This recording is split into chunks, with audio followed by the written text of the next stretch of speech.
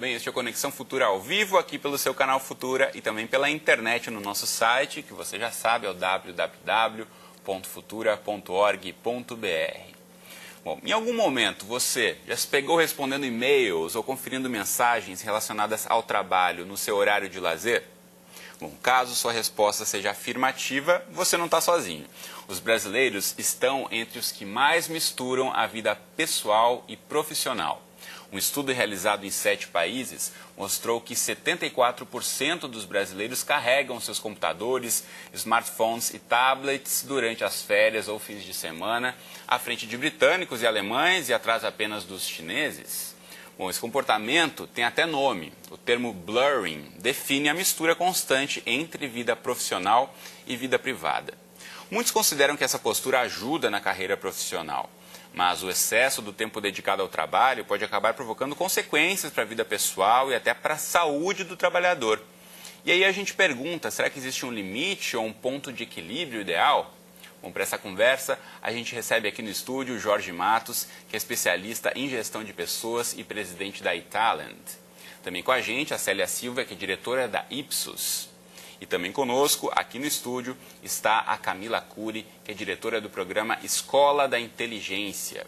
Você em casa, como sempre, também é nosso convidado. Se você aí se identificou com essa situação, não consegue desligar do e-mail, das mensagens de trabalho no seu horário de lazer, ou vice-versa, se no trabalho acaba deixando o tempo da vida pessoal tomar conta das suas atividades, mande sua história pra gente, compartilhe suas experiências. Tem 2 formas pela internet que você pode mandar o seu recado aqui para o Conexão. A primeira delas é pelo facebook.com/canal Futura Oficial.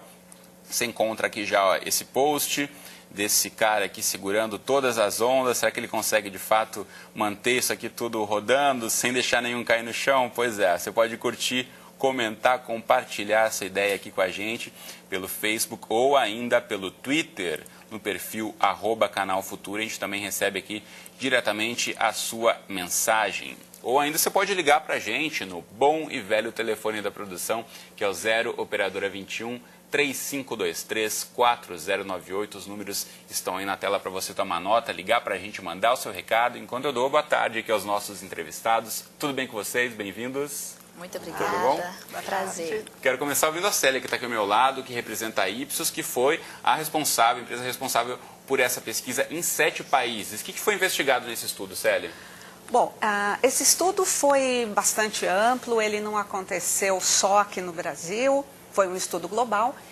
E o que nós aprendemos com isso, né, é que hoje, junto aos executivos, os executivos que costumam trabalhar, que não ficam só no escritório, percebe-se uma mescla muito grande entre a vida profissional e a vida pessoal. Então, hoje, nós, executivos aí, costumamos ter muitos aparelhos móveis para conseguir ficar conectado. Um dos learnings da pesquisa, por exemplo, o brasileiro costuma carregar entre 2 a 3 equipamentos móveis. Então, um celular, um tablet, um note. Por quê? Para se manter sempre no controle. Mesmo quando ele não está no escritório, ele está gerenciando as coisas que acontecem. Até o número de aparelhos que os brasileiros usam tende a ser um pouco menor que europeus, por exemplo, que costuma ser entre 1 e 2. Mas, por outro lado, os europeus ficaram abaixo nessa pesquisa. Os brasileiros estão os que mais misturam, né? Questão de trabalho e vida pessoal. A questão é legal ou não misturar, né? Por um lado, o que os executivos percebem? Eu falo os executivos, mas isso já mesclou, já baixou para o trabalhador em geral, né? A questão da conectividade é muito importante. Então, por um lado, isso é muito importante porque pode acelerar o desenvolvimento de carreira, mesmo o funcionário, quando ganha os seus equipamentos de mobilidade e conectividade, ele também sente isso como um benefício, porque além de alavancar a carreira, também permite que a pessoa trabalhe com mais liberdade. A pessoa vai poder trabalhar de casa, não vai precisar ir para o escritório. Aquele dia choveu, teve um congestionamento, então ele fala, opa, vou trabalhar de casa. Então isso é uma coisa boa. Ao mesmo tempo, ele começa a trazer para a sua vida pessoal as coisas do trabalho. Então, quando, né, nós falamos do blurring, é exatamente isso. Blurring, que literalmente quer dizer aquela imagem mais... aquela mescla. Uma imagem não muito bem definida, meio dubiosa. Perde-se a nitidez, perde-se as margens, né, entre o que é o trabalho e o que é a casa. Então, não dá para dizer mais, eu trabalho 8 horas por dia no meu escritório. Por quê? O trabalho está 24 horas por dia agora acompanhando a pessoa. Pode estar 24 agora horas por dia. a questão é, normalmente esse profissional, ele tem essa postura de estar o tempo todo conferindo e-mail, respondendo mensagens, porque ele quer ou porque é uma exigência da posição que ele está ocupando? Jorge, o que você acha? Olha, eu acho que tem as duas coisas, né? Tem, de um lado, o indivíduo que, de alguma forma, ele está maravilhado com as tecnologias e tem o do outro lado que ele é acessado o tempo inteiro, né? Mas ele é acessado o tempo inteiro, seja pela empresa, né? Seja a própria família. Então, um filho que está na escola, a esposa que está no supermercado, ou seja, ambos são acessados muito intensamente. Então, a questão da comunicação hoje no ser humano, ela é fantástica. E aí, até corroborando com a pesquisa da Célia, a nossa pesquisa de identificação de características de comportamento mostrou que 75% da população brasileira é tipicamente o que a gente chama de auto-I, ou seja, é o influente, o persuasivo, o empático, voltado para as pessoas, e as pessoas do auto-S, que também são voltadas para ouvir, para se relacionar. Ou seja, 3/4% da população brasileira são tipicamente pessoas voltadas para pessoas. Então, na medida que você hoje tem uma tecnologia que facilita isso, a gente está no melhor dos mundos que o brasileiro poderia desejar. Então essa questão tem muito a ver com a nossa cultura, Camila. A gente pode avaliar dessa forma, essa facilidade, como o Jorge já pontuou, do brasileiro ter relacionamento entre as pessoas, isso acaba costurando a postura profissional e pessoal também? Isso também tem um lado cultural. Todavia, ouvindo um pouquinho o que os meus colegas estão aqui dizendo e explanando, é muito preocupante do ponto de vista psíquico essa mescla. Por mais que nós tenhamos, sim, um avanço na carreira profissional, um desempenho maior, até porque o Brasil e a China também, países emergentes, estão buscando um país, quando você já tem uma cultura mais estabilizada. Eu morei nos Estados Unidos, no Canadá e na Itália e tive experiências profissionais. Quando você tem um país com uma economia, apesar de o mundo está um pouco virado agora, mas um país onde a economia já está mais estabilizada, isso diminui também o nível de estresse do profissional. Então diminui a competitividade entre os trabalhadores também. Diminui um pouco, não que isso seja o único fator, mas diminui um pouco essa exigência tão grande quanto é de um país que está começando, onde se exige muito, como é uma empresa pequena. As empresas pequenas que nós temos muito no interior, também hoje não está só na capital, nas grandes empresas, mas mesmo nas empresas pequenas no interior se vê um nível de estresse muito grande, que tem causado também a síndrome de burnout, que é esse estresse excessivo no trabalho. E o grande X da questão é que a pessoa não só está trabalhando quando ela está nos seus equipamentos. Ela pode estar em família, num jantar, sem nenhum equipamento, está com a mente preocupada. E a mente preocupada rouba mais energia do córtex cerebral, às vezes, do que ela respondeu o e-mail. Então, se você não gerencia a sua psique, o que você pensa, o que você sente, isso acaba prejudicando diretamente tanto o seu lazer, e você não descansando prejudica o seu trabalho. Então é uma via de mão dupla que traz muitos prejuízos se não for bem administrado. E no caso extremo, como você está colocando, até síndrome de burnout e outros problemas de saúde graves podem ser acometidos por conta do excesso de trabalho, do estresse e de não saber de fato delimitar. Né? E ter um pouquinho de tempo de lazer também é importante para todo mundo. Né? E tanto é que 50% da população mundial, segundo pesquisa de Michigan, tem ou vai desenvolver um transtorno psicológico. Então, quem está livre de depressão? Quem está livre de uma síndrome do pânico? Quem está livre? E reabilitar essas pessoas no mercado de trabalho é muito sério. Então, se nós não cuidarmos desse território psíquico, nós não conseguimos administrar muito bem nem a nossa vida pessoal, nem a nossa vida profissional. Então, antes de delimitarmos qual é o espaço que eu devo ocupar, primeiro, aonde eu quero chegar, quem eu sou, o que eu estou disposto a perder. Porque muitas pessoas não percebem. Aí chega no final da vida, devia ter feito tudo diferente. Por quê? Não sabe que toda escolha tem perdas. E o que nós estamos dispostos a perder? Isso é uma pergunta que constantemente devemos fazer quando estamos inseridos, seja na vida profissional ou na vida pessoal. Muito bom. Você de casa pode e deve participar aqui do nosso programa, do nosso bate-papo, mandando seu relato para a gente pelo Facebook, pelo Twitter do Canal Futura ou ligando para o telefone que está aí na sua tela, 0 operadora 21 3523 4098, assim como já fez a Aline Mikoski pelo Facebook. Obrigado, Aline, pela sua participação. Ela diz aqui, se o trabalho afeta a pessoa de maneira negativa, é normal que um problema pessoal atrapalhe o desempenho dela, mesmo que esse trabalho seja a paixão e a motivação da pessoa. Ela coloca, se as empresas e pessoas investissem mais em desenvolvimento humano, as duas situações não seriam melhores elaboradas? Ela pergunta, Célia. Na pesquisa, nós começamos a enxergar um pouco disso. Parte do que a Camila comentou e alinhado aí com a pergunta. Então, alguns países já estão muito atentos, né? Você comentou, o Brasil é o líder. Eu não sei se é bom ou ruim ser o líder, não existe esse juízo de valor, né? Então, alguns países e algumas empresas estão atentando para isso. Na hora que você mescla tudo, será que a tua qualidade profissional está tão boa? A empresa, por um lado, vai questionar a qualidade do teu trabalho.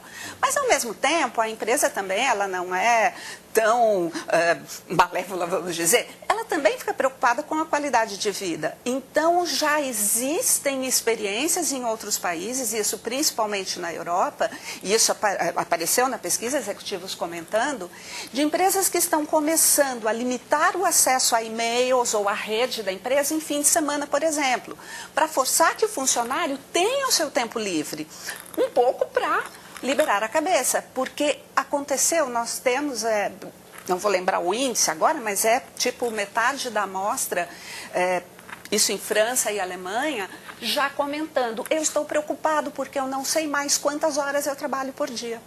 E, de fato, esse excesso de trabalho ao longo dos dias, no fim de semana, nas férias, também vai acabar aí cansando demais esse trabalhador, que vai acabar representando também uma diminuição na produtividade dele, né? Se ele está cansado, ele não vai render tanto como poderia. Em relação a isso, da produtividade do brasileiro, Jorge, como a gente pode tentar avaliar essa questão da divisão do tempo ali, das horas, que de fato a pessoa trabalha 8 horas por dia? Existe algum tipo de estudo, um levantamento que tente verificar quanto de fato é dedicado ao trabalho e quanto a vida pessoal acaba interferindo?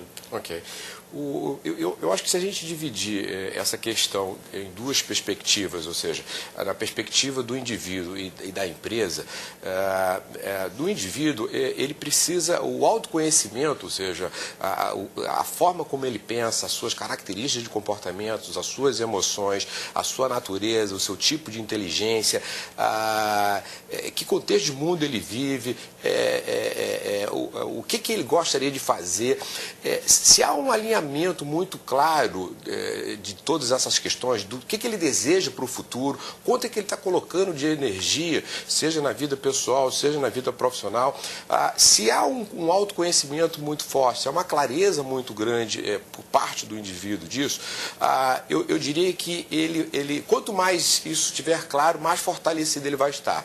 Do ponto de vista das organizações, acontece também um fenômeno muito semelhante. É muito comum as organizações quererem que os seus funcionários, principalmente na perspectiva dos executivos, sejam super-homens.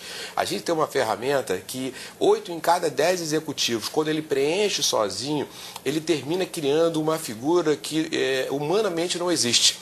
E aí a gente até brinca dizendo o seguinte, olha, você vai ter o perfil está desenhado muito bem, mas você vai ter um problema de transporte, porque para trazer esse homem vai ter que vir de Krypton para a Terra. Aí o executivo dá uma grande risada. Humanamente impossível. Humanamente possível, na verdade, porque se pede coisas que são absolutamente contraditórias à natureza humana.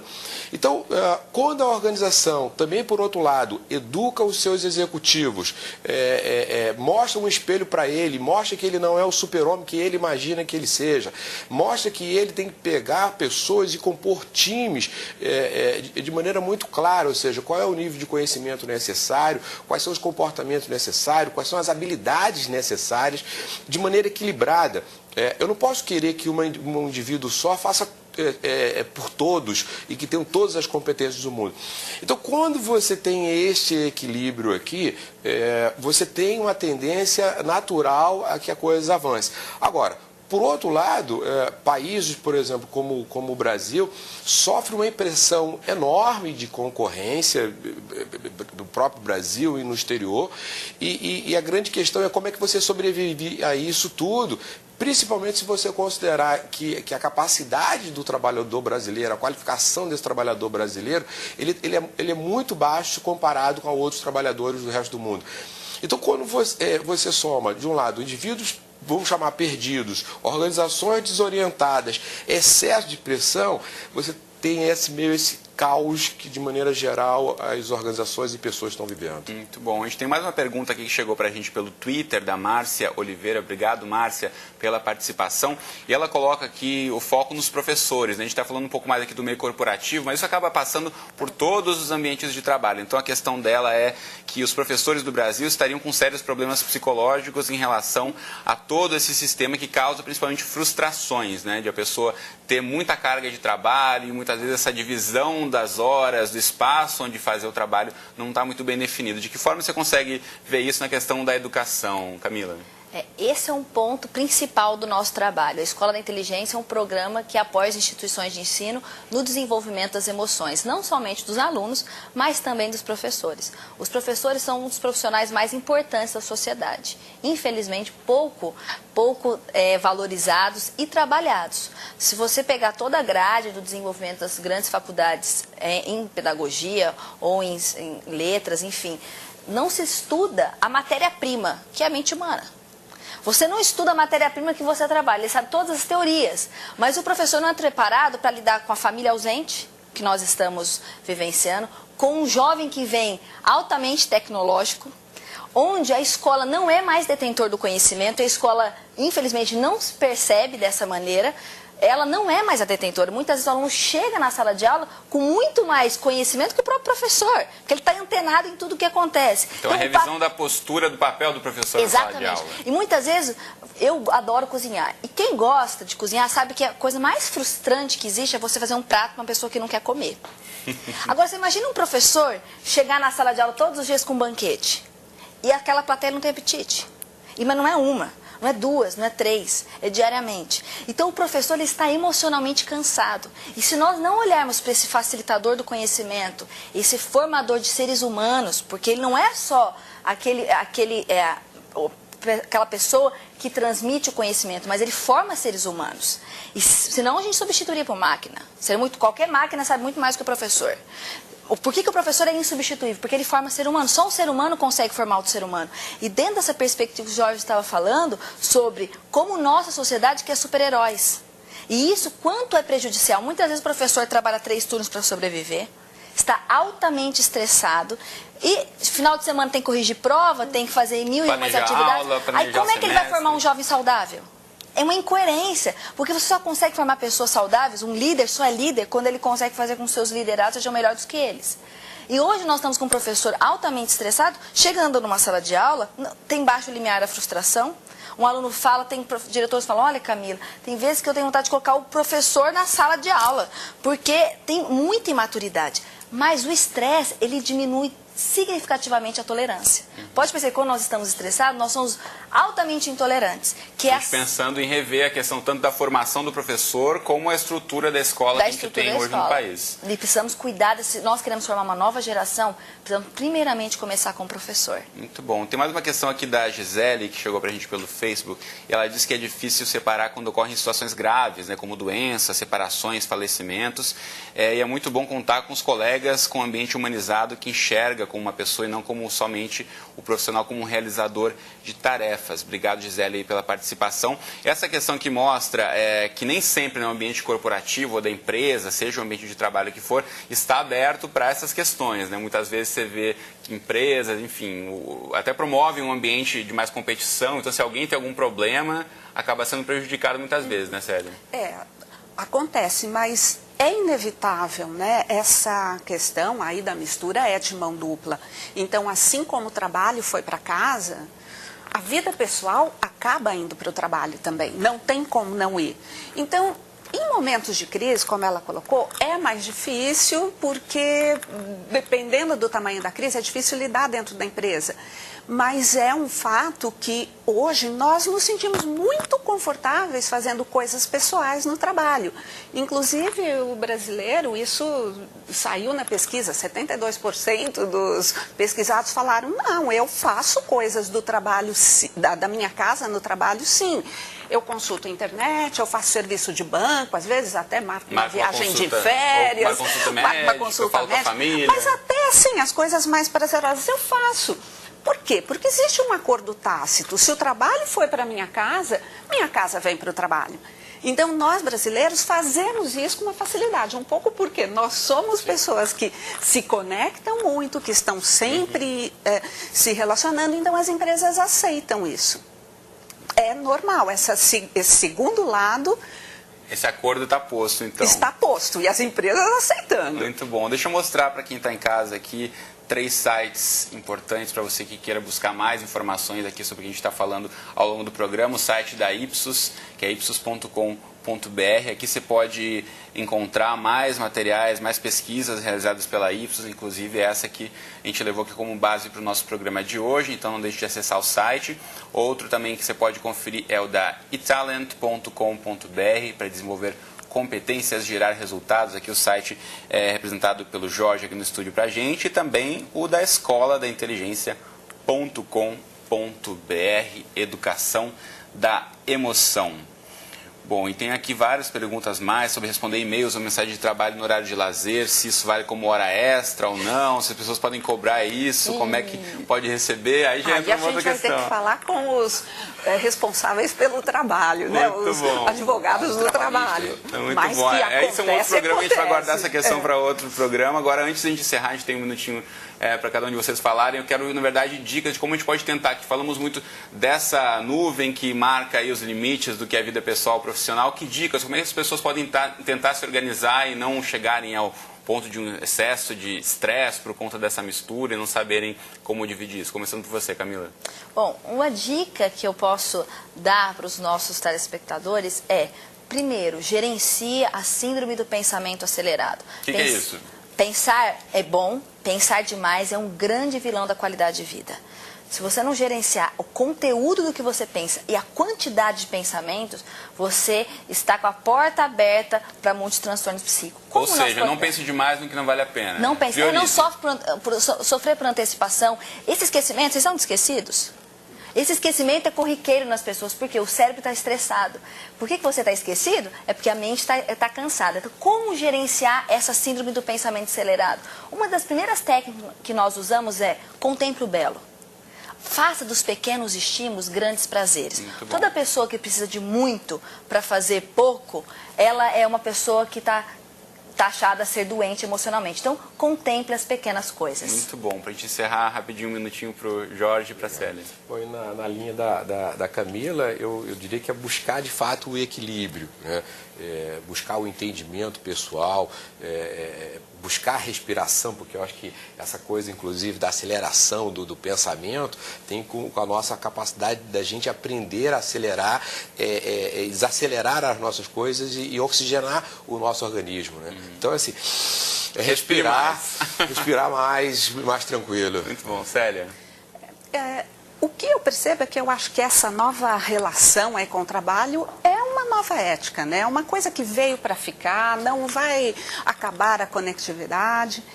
E eu acho que o que temos que fazer é aprender a lidar com isso sem criar problemas. Então, é aprender a hora de desligar os aparelhos de conectividade, a hora de se ligar na vida pessoal e na vida de trabalho, porque veio para ficar. Isso é uma evolução dos tempos mesmo. Muito bom. Muito bem, então Camila, Jorge, Célia, muito obrigado por terem estado comigo hoje no Conexão Futura. Foi um prazer receber vocês aqui. Você de casa, obrigado pela companhia de sempre. A gente volta a se encontrar então amanhã ao vivo, às 2h30 da tarde, em mais um Conexão Futura. Como sempre, eu espero você. Até lá.